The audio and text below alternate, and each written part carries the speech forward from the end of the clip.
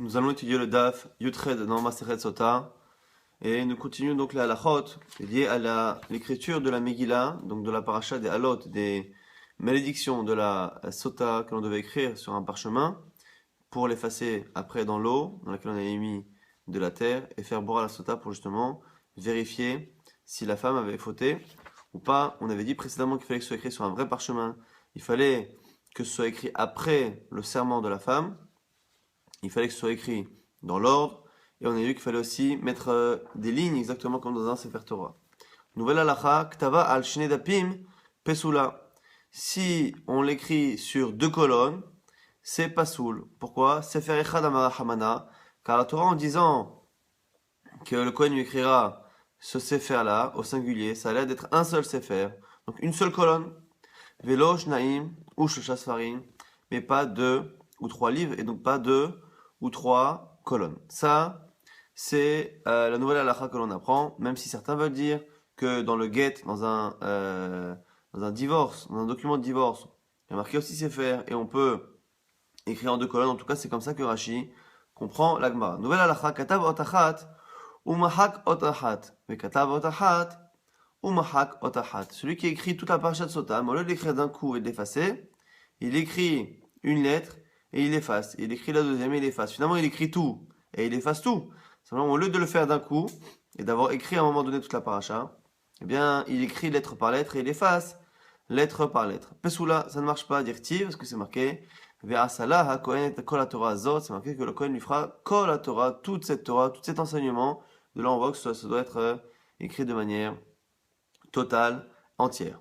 Bae Rava, nouvelle question maintenant de Rava, qui ici n'est plus liée à l'écriture de la Sota, mais justement au fait d'effacer les écritures et de faire boire à la femme. Bae Rava, question de Rava, Katav shte megilot, lishte sotot. On a écrit deux megilot sur deux parchemins pour deux femmes Sota.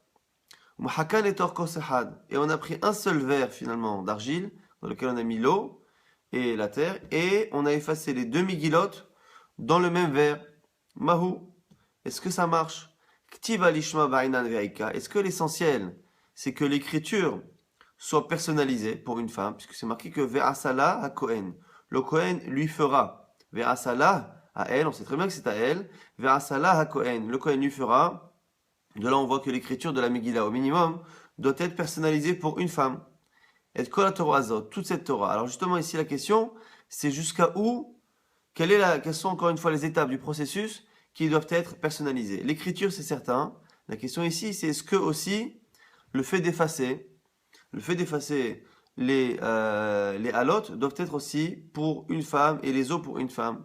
Odinma, ou peut-être, peut-être que l'effacement aussi de la Megillah doit être personnalisé. Et ici, le fait qu'on ait effacé aux deux en même temps, ça ne marche pas. Et si tu me dis qu'il faut que l'effacement aussi soit personnalisé. Mais Hakan bishte kosot, dans le cas où on a effacé dans deux vers, donc on a écrit dans deux parchemins, on a effacé dans deux vers, donc à la fois l'écriture et à la fois le fait d'effacer a été fait de manière séparée et personnalisée. Le Hazar, et après on les a mélangés à nouveau. Mahou, quel est le statut? Mais Hikalishma ve'inan ve'ika. Est-ce que finalement l'essentiel ici est d'avoir écrit et d'avoir effacé de manière séparée, personnalisée, et donc c'est ce qui s'est passé, ça marche. Dis-moi, ou peut-être, Halavdida Kashatia, peut-être que l'essentiel aussi c'est que la femme elle boive l'eau de son parchemin effacé pour elle. Et comme là ici, Halavdida, c'est pas le sien Kashatia qu'elle boit. Mais Halavdida Kashatia et l'autre non plus, c'est pas le sien qu'elle boit. Donc du coup, encore une fois, la question se déporte. Est-ce que il n'y a que l'écriture au départ qui de l'Etishma apprend dit non, peut-être qu'il y a aussi l'effacement. Après, s'il y a l'effacement, peut-être que il y a aussi le fait de boire. Mais et si tu me dis halabdida kashatia, halabdida kashatia, ça ne marche pas parce que chacune ne boit pas exactement ce qui est pour elle. Hazar veheilekan mahu. Lorsque l'on a donc écrit et effacé séparément, mélangé les deux eaux, puis on les a séparés à nouveau. Mahu, quel est le statut? Yesh brera ou en brera? Est-ce qu'il y a brera ou pas brera? Brera en général, c'est le fait de dire que dans un mélange homogène, eh bien on peut imaginer que quelque chose se sépare. Brera, on l'a souvent par rapport au trumot, au marasrod, mais ici on n'est pas exactement dans le din de brera habituelle de la Torah. Ici, finalement, c'est une image pour dire que c'est un peu comme si les deux eaux se partageaient, que chacune récupérait les siennes, même si techniquement on n'est pas en train de dire que c'est ce qui se passe chimiquement. Mais l'idée, en tout cas ici, l'idée, la question, si on la, on la traduit, est-ce que finalement, l'essentiel, c'est qu'au moment, quand on dit qu'elle a mélangé deux verres et que ça peut ne pas marcher, est-ce que c'est parce que l'action de boire n'est pas bonne, parce que finalement, elle boit dans un verre où il y a autre chose, il y a deux fois la quantité, ou est-ce que c'est le liquide qui pose un problème? Est-ce que c'est le liquide qui pose un problème et à ce moment-là, quoi qu'il arrive, ça ne marche pas? Ou est-ce que c'était la manière de boire qui n'était pas bonne parce que il y avait un verre dans lequel il y avait deux mégilotes qui avaient été mélangées et là ici, ça n'est plus le cas et la Gemara répond Teikou. Sachant qu'en général, il faut savoir qu'il y a une chita du Rambam et chita des Gaonim, qu'à chaque fois qu'on a des questions de la Gemara qui sont à chaque fois enchaînées par un imtim seloma, si tu dis que, selon le Rambam, ça veut dire qu'on a tranché. Donc selon le Rambam, par exemple, la chita des Gaonim, il n'y a que la dernière question qui est valable. C'est-à-dire que toutes les autres questions en disant si tu dis que, si tu dis que, si tu dis que, c'est-à-dire qu'on a résolu. Donc selon le Rambam, il faudra à la fois écrire pour une seule femme, il faudra aussi que l'effacement soit personnalisé et il faudrait aussi éviter à la base que ce soit mélangé dans deux verres. Par contre, la question qui reste entière, c'est si après on les a séparés, eh bien, c'est la question sur laquelle la Gemara dit Teiku. Nouvelle question, toujours de Rava. Baï Rava, Ishka besiv mahu, bishfo feret mahu.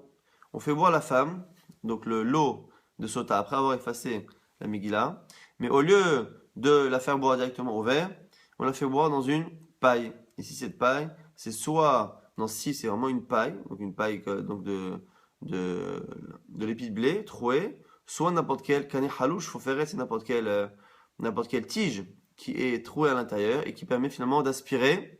Eh bien, est-ce que ici ça marche ou pas? Derrière shia bekar, ou derrière shia bekar. Est-ce que ça s'appelle une shtia? Est-ce que ça s'appelle une boisson, une manière de boire? La Torah a dit que la femme devait boire. Est-ce que, puisque c'est pas la manière de boire, ça marche ou pas? C'est la question de la Gemara. La Gemara tranche sur Teiku. Teiku, sachant qu'à l'époque, nous dit Rashi, c'était les petits, les enfants qui buvaient à la paille. Baï Ravashi pose la question Nishpechu mehen, nishtairu mehen mahu. Si on a mis le verre avec l'eau, avec la terre, qu'on a écrit la Megillah, qu'on a effacé la Megillah dans l'eau, et qu'une partie de l'eau du verre s'est renversée, mais qu'une partie est restée dedans. Est-ce que ça marche? Ou est-ce que finalement, il faut qu'il y ait toute l'eau et finalement, toute l'écriture de la Megillah qui a été effacée, qui sont encore dans le verre, et donc ça ne marcherait pas? Ou est-ce que non? L'essentiel, c'est qu'il en reste. Tekou, la Gemara, encore une fois, dit qu'il n'y a pas de réponse à cette question, on ne sait pas si les eaux ne marchent que si c'est entier ou pas. Amar Rabbi Zera Marav, on a dit Shte Shvuot Amurot Basota Lama. Pourquoi on dit qu'on fait jurer la femme deux fois? Si on se rappelle bien des psukim qu'on a vu hier, on a vu hier qu'il y avait plusieurs malédictions. On avait vu une marloquette entre les Tanaïm, Rabbi Meir, Rabbi Yossé, Rabbi Uda, sur quelles étaient les malédictions que l'on écrivait dans la Megillah.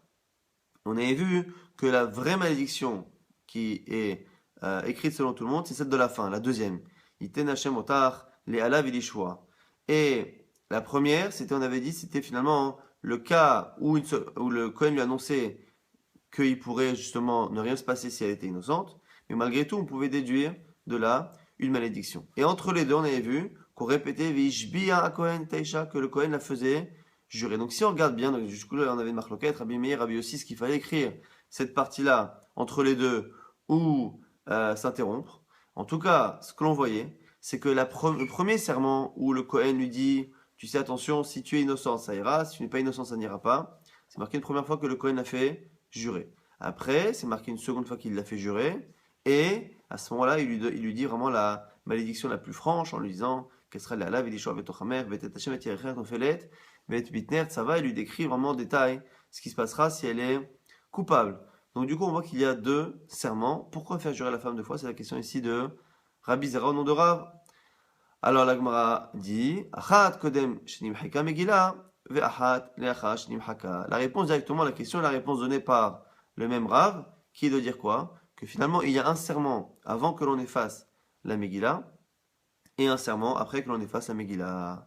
Là-dessus, il y en a qui ne sont pas d'accord. Matkifla Rava. Rava n'est pas d'accord avec le fait que ici on sépare finalement le premier serment et le deuxième serment par l'effacement. Il dit non. C'est pas vrai, on l'a fait jurer les deux fois avant d'avoir effacé. Parce que lui nous dit que Rava veut respecter, comme on avait vu dans la halakha du début du Daf, on a vu qu'il respectait la chronologie. Il avait dit même que si on fait les choses dans le désordre, ça ne marche pas. Tout doit être dans l'ordre. La chronologie du Passouk doit être respectée. Donc selon Rava, puisque chronologiquement on parle des deux serments avant même de parler d'effacement de la Megillah, selon Rava, cette halakha est fausse. Donc la question reste entière selon Rava. Selon Rava, pour qui on fait jurer 2 fois avant l'effacement de la Megillah, pourquoi encore une fois la faire jurer 2 fois? Et là, Rava lui-même propose une réponse. Achat shvua sheish ima ala, ve achat shvua she'en ima ala. Premier serment sans malédiction. Ce qui ressort du verset, effectivement, puisque finalement, il ne fait que lui dire, tu sais, si tu es innocent, tout ira bien. Donc, il n'y a pas réellement de serment. Donc, la première fois, il l'a fait jurer sur ce qu'elle a fait, jure que tu n'as pas mal agi. Et la seconde fois, c'est comme ce qui a l'air dans la Torah, c'est-à-dire qu'il l'a fait jurer sur ses actions, mais en même temps, il lui dit qu'il y a la choix, qu'elle sera une malédiction et qu'il lui arrivera physiquement beaucoup de choses si elle a fauté. Donc ça, c'est la réponse de Rava, qui va rester finalement la réponse définitive, qu'il y a 2 serments, un serment par rapport à ce qu'elle a fait, et un serment qu'elle jure que si elle a mal agi, il lui arrive ça. Donc elle accepte et qu'elle jure justement qu'il lui arrivera tout ce que la Torah lui promet. Et ici, l'Agma va se demander comment faire pour faire le deuxième serment. Le deuxième serment, on a dit, c'est une chevroa, un serment, qui est accompagné d'une klala, d'une malédiction. Et l'Agma dit, Echidame, shvoa sheish aima ala. Comment fais-tu pour faire un serment qui est accompagné d'une malédiction? Amar Rav Amram Amar Rav, on a dit au nom de Rav, il lui fait jurer, le Kohen, je te fais jurer chez l'onitmet que tu ne t'es pas impurifié, que tu n'as pas fauté. Chez imnitmet, yav obir. Car si tu t'es impurifié, eh bien les eaux iront en toi et te feront ce que la Torah te décrit. Et là, ici, Rava n'est pas d'accord. Amar Rava, mais là ça ne marche pas. Pourquoi? Parce que ce que tu as dit, c'est Allah l'echouda kaima, où je vois l'echouda kaima, tu as séparé deux choses. Tu as fait un serment, et de l'autre côté une malédiction. Tu lui as dit quoi, au final? Tu lui as dit, je te fais jurer, jure que tu n'as pas fauté. Elle a dit Amen. Jure que tu n'as pas fauté. Et après, il lui dit pas de jurer sur les malédictions. Il dit, jure que tu n'as pas fauté, car si tu as fauté, et on lui dit la malédiction. Mais ici, il n'y a pas de serment sur les deux. Donc Rava dit, il y a un problème, on est censé avoir un serment qui porte sur les deux. Alors Rava lui-même corrige. Et là, Rava, je vais à l'ahir, j'ai une mitmet, yav ubir. Je te fais jurer que si tu as fauté, il t'arrivera cela. Et là, ici, il a réussi, Rava, à intégrer à la fois la malédiction dans le serment. Donc, je te fais jurer, jure qu'il t'arrivera cela si tu as fauté. Et en même temps, il a introduit la notion de faute. Le seul problème, c'est que c'est pas encore parfait, nous dit Ravashi, Amar Ravashi. Et là, Ika Alika. Mais là, tu as raison, Alash Ika, selon ce que tu as dit, il y a une malédiction. Jure qu'il t'arrivera cela si tu as fauté. Mais Shvua Alika, mais il n'y a pas de serment par rapport à une action. Un serment, normalement, c'est par rapport à une action. Elle ne peut pas jurer que la Torah lui fasse quelque chose. Le vrai serment à la base, c'est par rapport à une action. Je jure que j'ai fait, je jure que je ferai, je jure que je ne fais pas, que je n'ai pas fait. Donc, du coup, ici, me dire Ravashi, il y a un problème. Un serment qui est accompagné d'une shura, il faut qu'essentiellement il y ait un serment sur une action. Et là, Ravashi corrige, il va falloir que l'on comprenne la différence avec la première proposition de Rav Amram. Chez l'onitmet, ve'imnitmet yavo ubir. Jure que tu n'as pas fauté, et jure que si tu as fauté, eh bien il t'arrivera cela. Et à ce moment-là, ici, il y a une petite nuance. Nous, on avait dit la première fois, c'était jurer sur l'action, jure que tu n'as pas fait, car si tu as fait. Mais la conjonction, c'était car si tu as fait. Donc ici, la deuxième partie de la phrase n'était pas inclue dans le serment. Là, ici, il a fait un serment, et le serment, il a finalement dédoublé. Jure que tu n'as pas fait, et jure que si tu as fauté, eh bien il t'arrivera cela, et c'est comme ça finalement que l'on comprend pourquoi on a deux serments, un serment avant l'effacement de la Megillah, un serment après. Si on résume ce qu'on avait vu avant cette Mishnah, on a finalement d'autres halachot, le fait qu'on n'ait pas le droit d'écrire sur deux colonnes, on n'a pas le droit d'écrire des lettres, de les effacer, d'écrire des lettres de la suite et d'effacer, il faut écrire toute la Megillah d'un coup. On avait vu précédemment qu'il fallait écrire des lignes comme dans un Sefer Torah, on a vu aussi qu'il fallait écrire la paracha dans l'ordre, on a vu qu'il fallait écrire sur un parchemin, écrire avec une encre classique qui peut s'effacer, non pas avec des encres qui s'intègrent dans le parchemin et qui laissent des traces. Et on a vu qu'on avait finalement Une autre question, sans réponse, est-ce que les eaux de sota doivent être entières lorsqu'elle les boit ou pas? On s'était demandé aussi est-ce qu'on pouvait boire avec une paille ou avec n'importe quel autre intermédiaire où il faut aller boire directement au verre. Et après, on avait une question, est-ce qu'il n'y avait que l'écriture qui devait être personnalisée pour une femme ou est-ce que même l'effacement et peut-être même la boisson, est-ce qu'il fallait que lorsqu'elle boive, elle boive son eau à elle et pas une eau qui a été mélangée avec les eaux d'une autre? C'était des questions qui, selon certains commentaires, sont toutes restées bétékou. Et encore une fois, selon la chita du Rambam et des Gaonim, il n'y a que la dernière question qui est restée entière. La seule question, c'est est-ce qu'une fois qu'on les a mélangées, qu'on les a séparées, est-ce que ça marche ou pas? Nouvelle Mishnah sur le fait qu'une fois qu'on lui a donc fait jurer, donc on lui fait jurer, on a dit deux fois, une fois avant, une fois, Michila, les deux fois avant d'effacer son orava, simplement une fois on l'a fait jurer sans la malédiction, une fois avec la malédiction. Et à la fin, on dit que la femme dira, Ve'amera Isha, Amen, Amen. La femme dira deux fois Amen, Amen, qui est une manière finalement de valider ce serment. Et c'est comme ça qu'elle jure en fait. C'est le Kohen qui prononce le serment, jure que, et elle en disant Amen, elle jure.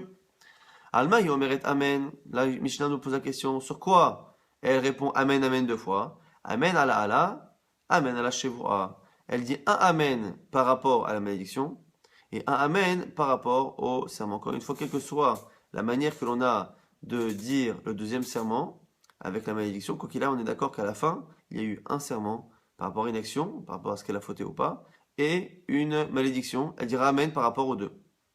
Et on continue de dire que finalement ces deux Amen-là ont plusieurs sens. Amen me'ijé, Amen me'ishacher.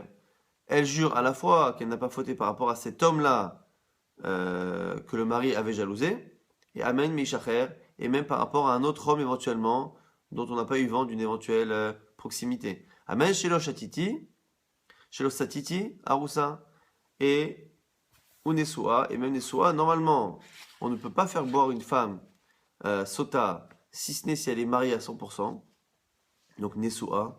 Mais ici, Arusa, c'est lorsqu'on a fait les Kiddushin et que l'homme et la femme n'ont pas fait encore la Choupa. Et bien ici, même si techniquement, une femme que l'on soupçonne lorsqu'elle a Arusa, on ne peut pas lui faire boire les autres sota, une fois que maintenant, on la fait boire par rapport à ce Zman maintenant où actuellement elle est Nesua, on peut en même temps la faire jurer sur une période où à la base on n'aurait pas pu lui faire boire les eaux de sota. Ici, ce qu'on appelle Gilgul Shevoa, c'est qu'il y a un principe, c'est qu'on évite de faire jurer pour rien quelqu'un, mais lorsque l'on fait jurer quelqu'un et qu'on a commencé déjà à faire jurer la personne, on a le droit d'associer à ce serment d'autres questions qui à la base elles-mêmes n'auraient pas mérité, n'auraient pas justifié un serment de A à Z. Ça c'est ce que nous dit ici la Mishnah. Shomeret Yabam Uknusa. Donc une Shomeret Yabam, une femme qui était veuve sans enfant et qui donc devait se marier avec le frère. Et le frère, donc, l'a épousée. Shomat Yabam, elle attendait son Yabam, Uknusa, et il l'a fait rentrer chez lui, il l'a épousée. Pareil, il peut la faire jurer, Amen Shelon Itmeti, mais Mitmeti Yavoubi, elle peut aussi jurer qu'elle n'a pas fauté. Quelqu'un qui épouse une femme, non pas avec des kiddushin classiques, mais qui finalement fait Yiboum, le lévira avec la femme, la veuve de son frère, qui ne lui a pas donné d'enfant, eh bien, il peut aussi, s'il a un soupçon sur elle, il peut la faire jurer. Rabbi Meir Omer, Rabbi Meir a une chita très particulière. Amen shelo nitmeti, amen shelo etma. Elle peut à la fois jurer sur le passé et jurer qu'elle ne fera rien. Et on verra dans la suite de la Gemara que elle jure de telle sorte à ce que les eaux puissent faire un effet plus tard si un jour elle faute. Rabbi Meir est le seul qui pense que la femme peut jurer sur l'avenir. En tout cas, quoi qu'il arrive, Rabbi Meir ou Tanakama, que l'on puisse jurer sur l'avenir ou pas, à Kol Shavin, tout le monde est d'accord. Chez En Matne'ima, qu'il ne peut pas la faire jurer. Donc on a vu qu'ici, quoi qu'il arrive, on a deux chidushim. Selon Tanakama, on a le droit de la faire jurer, même sur une période où à la base, on n'aurait pas le droit de lui faire boire des autres sotas. Et selon Rabbi Meir, on a même le droit de le faire sur l'avenir. Mais quoi qu'il arrive, tout le monde est d'accord. Quand je t'avais chez Matne'ima, lo al kodem chez Titares, et que tout le monde est d'accord qu'on n'a pas le droit de la faire jurer sur avant les Hirousin, donc il y a une période où elle était célibataire, elle n'était pas engagée à se marier. Velo al achar chez Titgaresh, elle ne peut pas non plus, selon Rabbi Meir, eh bien, on ne peut pas la faire jurer sur une période où elle sera divorcée. Donc, on peut la faire jurer sur l'avenir, mais l'avenir à un moment donné où elle est engagée, pas l'avenir à un moment donné où elle n'est pas engagée. Venitmed vachakar et chezira loyam matne'ima, celui qui a divorcé une femme. Donc, l'istera le'echad venitmed vachakar et chezira. Donc, quelqu'un a divorcé une femme. Elle s'est isolée avec un autre. elle a éventuellement eu une relation. Et après, il la réépouse. Lo hayamat na'ima, il ne peut pas la faire jurer, une fois qu'il l'a réépousée, la faire jurer sur la période où ils étaient divorcés. Donc on voit ici qu'on ne peut pas faire jurer une femme sur une période de divorce, ni la faire jurer avant, selon Rabbi Meir, qui permet que l'on jure sur l'avenir, et même selon Tanakama, qui permet que l'on jure sur le passé, on ne peut pas la faire jurer sur une période où elle était divorcée, où elle était célibataire, parce que quoi qu'il arrive, c'est une période où il n'a pas d'engagement. Aklal, la Mishnah, Aklal nous dit ici finalement la règle, Kol shetibael velo haita asuralo, lo hayamat na'ima. Toute relation, toute qui se passe à une période où s'il y a eu relation, eh bien ça n'aurait pas créé d'interdit à son mari actuel, eh bien il ne peut pas la faire jurer. Donc même si maintenant elle est mariée Nessoua, mais qu'il a un doute sur la période où elle est Aroussa, une femme qui est Aroussa, qui a eu les Kiddushin sans choupa et qui va avec un autre homme est interdite à son mari, donc on peut la faire jurer sur cette période. Mais une femme qui est complètement célibataire ou complètement divorcée et que le mari après l'épouse et qui veut la faire jurer sur cette période, ça ne marche pas encore une fois parce que c'est une période où ses relations à elle n'ont pas d'effet direct sur son interdiction à son mari et donc du coup ça ne fonctionne pas. La Gemara va poser quelques questions. Zdadiot Amar Avamnuna Shomet Yabam Shezinta Asura Leibama. Maintenant, on parle d'une autre halakha, mais que l'on va déduire de la Mishnah selon Ravamnuna. Shomat Yabam, donc on a dit c'est une femme qui est veuve et qui n'a pas donné d'enfant à son mari et qui donc doit attendre que un des frères fasse la misa de Yiboum ou refuse et il lui fasse Khalitsa et qu'elle puisse en ce moment-là être libre de se marier avec quiconque. En attendant, elle attend de Faïboum, donc elle est chomeret, elle attend de Faïboum. Chez Zinta, elle a finalement une relation avec quelqu'un d'étranger, elle n'a pas le droit, normalement elle est engagée, elle doit attendre d'épouser un des frères ou d'être libérée. Et ici, elle a fait une faute chez Zinta. Asura Libama, elle est interdite à son beau-frère. La Gemara dit Mimai, d'où il sait ça? Rabbi Ravamnuna, Midek Katane, c'est une Mishnah chez nous. Shomeret Yabam, Uchnusa. On a dit que celui qui a épousé sa belle-sœur, donc il a amené sa belle-sœur à la maison, il l'a épousée, et là-bas on dit quoi? On a dit que dans ce cas-là, il peut la faire jurer sur ce qu'elle a fait, et on voit même qu'il peut la faire jurer sur la période où elle attendait. Puisqu'on a dit ici, Shomet Yabam, elle attendait de faire et après elle a été épousée. Ça sous-entend que finalement il peut la faire jurer non seulement sur la période où ils sont mariés actuellement, mais même sur la période où elle était veuve et qu'elle attendait de faire Yiboum. Et du coup, vu qu'on a vu dans la Mishnah qu'on a un principe, qu'on ne peut faire jurer une femme que sur une période antérieure et même postérieure selon Rabbi Meir, mais que sur une période où sa relation l'aurait interdit au mari, donc mi des katane shomat yabam uchnusa et amar bishlama asira. Si tu dis comme moi qu'une femme qui shomat yabam de manière générale, lorsqu'elle a une relation avec un étranger, avec qui elle n'a pas le droit, la Torah dit c'est interdit, eh bien elle est interdite à ce moment-là à son beau-frère.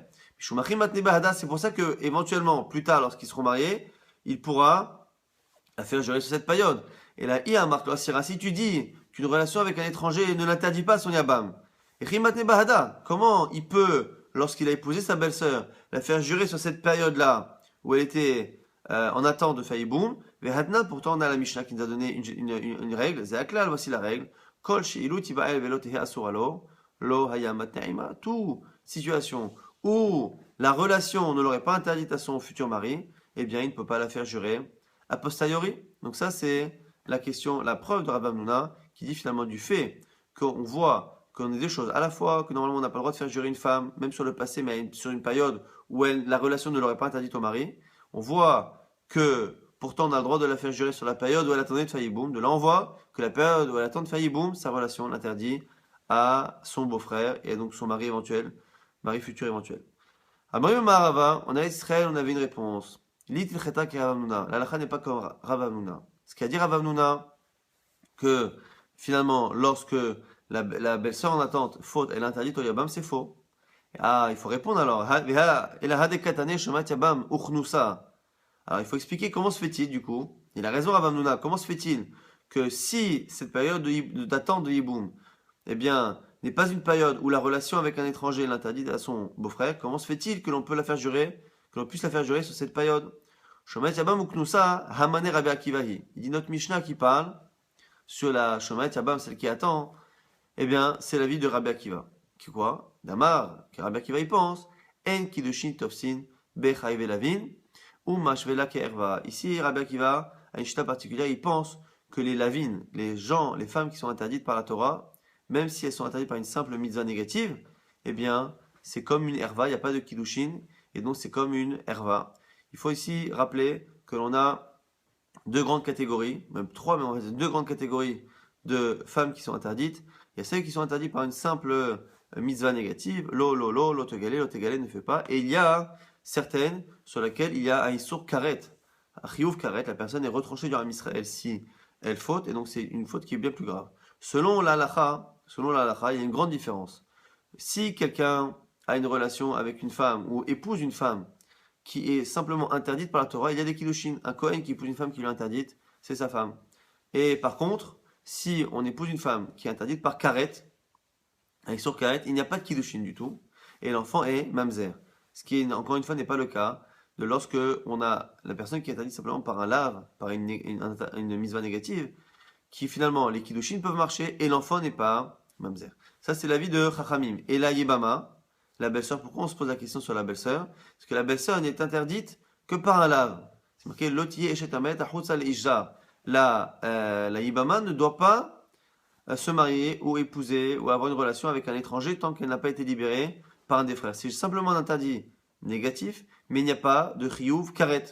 Et donc c'est pour cela que l'on peut éventuellement imaginer qu'elle n'est pas interdite. Nous dit ici la Gemara, pourquoi selon Rabbi Akiva c'est particulier? Pourquoi selon Rabbi Akiva, eh bien elle est interdite au Yabam? C'est parce que selon Rabbi Akiva, on ne fait pas de différence entre les interdits qui sont karet, qui occasionnent un retranchement de la personne, et ceux qui sont interdits simplement par une mitzvah négative. Tout est pareil. Dans tous les cas, il n'y a pas de kiddushin. Dans tous les cas, ça fait partie des harayot, des interdits très très graves de la Torah. Et donc, c'est la raison pour laquelle finalement, c'est comme une femme mariée. Et donc, comme c'est comme une femme mariée, lorsque cette femme trompe son beau-frère, donc son éventuel mari, eh bien, elle l'a trompé. Et donc, du coup, elle est interdite comme exactement une femme mariée qui aurait trompé son mari. Donc, c'est une chita particulière de Rabbi Akiva, mais ça n'est pas la preuve. Ça n'est pas la preuve, encore une fois, que selon nous, la halakha, eh bien, une shomeret yabam, une femme qui attend de faire iboum, si elle a une relation avec un étranger, elle sera interdite à son beau-frère. Nouvelle question de la Gemara. Ba'e Rabbi Yirmiyahu, mahu sheyitne adam al nisuim arishonim, al nisu ahiv, mahu. Pose la question, est-ce qu'un homme, il peut faire jurer sa femme sur le premier match qu'il a eu avec elle? Il l'a épousée une première fois, il a eu un doute, mais il n'a rien dit. Après, il l'a divorcée. Après, il la réépouse, et à ce moment-là, il a encore une fois un nouveau doute, elle s'isole, ainsi de suite. Il y a tout le processus de sota. Est-ce qu'il peut en même temps la faire jurer sur le premier mariage? Ou dans le cas où un beau-frère épouse la belle-sœur qui est veuve, est-ce qu'il peut en même temps la faire jurer sur un doute qu'il a eu lorsqu'elle était mariée avec son frère? Agmara répond avec la Mishnah, Tashma, Zehaklal, Kol Shetiba'el Velote Asuralo, Loyamat Ne'ima, Ha'asira, Achinami de Matne, Shmamina. De la Mishnah, on a dit quoi? On a dit que toute période où la relation ne l'interdit pas au mari, eh bien, on ne peut pas la faire jurer. De l'envoi que toute période où, si elle était, où la relation l'aurait interdit à son mari, eh bien, on peut la faire jurer. Or, ici, dans ce cas-là, puisque la personne l'a fait jurer sur le premier mariage ou sur le mariage de son frère, et c'est une période où à chaque fois, si elle avait une relation avec un étranger, elle aurait été interdite à son mari si elle l'aurait épouse une seconde fois, ou au beau-frère, parce que si la femme est interdite au premier mari, elle est interdite au beau-frère dans un cas de hiboum, et bien du coup, c'est la raison pour laquelle ça fonctionne. On peut faire jurer une femme sur le premier mariage qu'ils ont eu ensemble, ou sur le premier mariage qu'elle a eu avec son frère, lorsqu'on est dans un cas de hiboum. Rabbi Meir maintenant, Omer, Amen, Shelonit Meti, on a dit que Rabbi Meir, il a dit qu'on peut la faire jurer sur le passé, en même temps sur l'avenir. Tanya, Lo Keshama Rabbi Meir, Amen, Shelo Etame, Shim Kitame Ma'im Bodkim Otame Arshav. Lorsque Rabbi Meir, il dit que l'on fait jurer la femme sur l'avenir, c'est pas que lorsqu'elle va fauter, ça va faire en sorte que dès le départ, les os vont fonctionner dès maintenant. C'est-à-dire qu'on aurait pu penser que les os commencent à faire quelque chose physiquement, et que finalement, en fonction de ce qu'elle fait, eh bien, ça va mal se passer ou pas, mais on pourra dire si elle a fauté que dès le départ, le processus a commencé. Non. Et là, eh bien, Ma'im Me'ararin ala ota ou botkimota. C'est finalement lorsqu'elle va fauter que c'est comme si les os remontaient en elle et allaient la vérifier et donc éventuellement la tuer si elle a fauté. Donc selon Rabbi Meir, c'est comme ça que ça fonctionne lorsqu'on la fait jurer sur l'avenir. Baï Ravashi, nouvelle question de Ravashi. Ma'ush sheyatne adam anisuim haronim. Donc ici, selon Rabbi Meir, où on la fait jurer sur l'avenir, est-ce qu'on peut la faire jurer même sur un second mariage? Ils sont mariés actuellement, et il a fait jurer qu'elle ne faudra pas, et entre-temps il divorce, et il la réépouse. Est-ce que les autres sotas vont encore fonctionner si elle faute à nouveau? Ashta mihalo asirale. Est-ce que finalement, maintenant, actuellement, ce Issour-là n'existe pas, parce qu'ils ne sont pas encore dans le second mariage? On dit Mazimni de Magaresh là, avec Adar Mihadar là, ou peut-être que comme au final, eh bien, il la divorce, il la réépouse et qu'elle devient interdite à ce moment-là, est-ce que ça fonctionne ou pas? C'est la question de Ravashi, qui va être répondue par la Mishnah, Tashma, Akol Shavi Shelo Haya Matne Aima, Lo Al Kodem Shetit Ares, Lo Al Achar Shetit Garesh. On a dit qu'on ne peut pas la faire jurer sur une période où elle était célibataire, avant le mariage, après le divorce. On a dit que lorsque un homme divorce une femme, la réépouse, eh bien il ne peut pas la faire jurer sur la période où elle était célibataire. De là tu vois que le fait que l'on nous donne ce cas-là, où il y a eu deux mariages, mais que l'on nous dise qu'on n'a pas le droit de la faire jurer sur la période de célibat entre les deux, ça l'aide finalement que l'on peut passer finalement d'un mariage à un autre. Pour le second mariage, parler du premier, et selon Rabbi Meir, du premier mariage, jurer même sur le second, puisque finalement la Mishnah n'a l'air d'exclure que le fait de la faire jurer sur la période intermédiaire où la femme est célibataire. On va terminer avec 3 chitotes qui seront expliquées dans le daf de demain. Tanora Banan Imbraïta, Zot Torah ta Kenaot, c'est marqué voici la Torah, l'enseignement des Kenaot, des jalousies, parce que ici c'est lié à la jalousie, le processus de la sota. Ici, comme Kenaot est marqué au pluriel, premier avis qui nous dit que Melamed Shaisha Shota Veshona, une femme peut dans sa vie être amenée à boire plusieurs fois des autres sotas si elle est soupçonnée plusieurs fois par son mari. Rabbi Yehuda Omer, Rabbi Yehuda dit non, Zot, Zot c'est au singulier, et c'est un descriptif. Zot pour dire que justement, c'est une seule fois. Chez Enaisha Shota Veshona, qu'une femme ne peut pas boire à plusieurs reprises des eaux de sotas, c'est une fois dans sa vie, pas plus. Amar Rabbi Yehuda nous dit, Ma c'est vers Ilefanu Nehunia Hofer Shehin. Un jour on a eu un héritage, une haïdoute, un témoignage de Nehunia Hofer Shehin, qui était celui qui creusait les puits, Shaisha Shota Veshona, qu'une femme peut finalement boire plusieurs fois. Donc contrairement à ce que dit Rabbi Yehuda, Vikibano haïdouto, on a accepté son témoignage, mais Bishna Nashim, Avalo Beishechad, mais à condition que ce soit de 2 maris différents, mais pas pour un seul mari. Chachamim disent, En Aisha Shota Veshona, Ben Beishechad, Ben Bishna Nashim, et Chachamim disent que finalement une femme ne boira jamais 2 fois, que ce soit avec un seul mari ou plusieurs maris, et dans le daf de demain, on expliquera exactement en détail cette marloquette.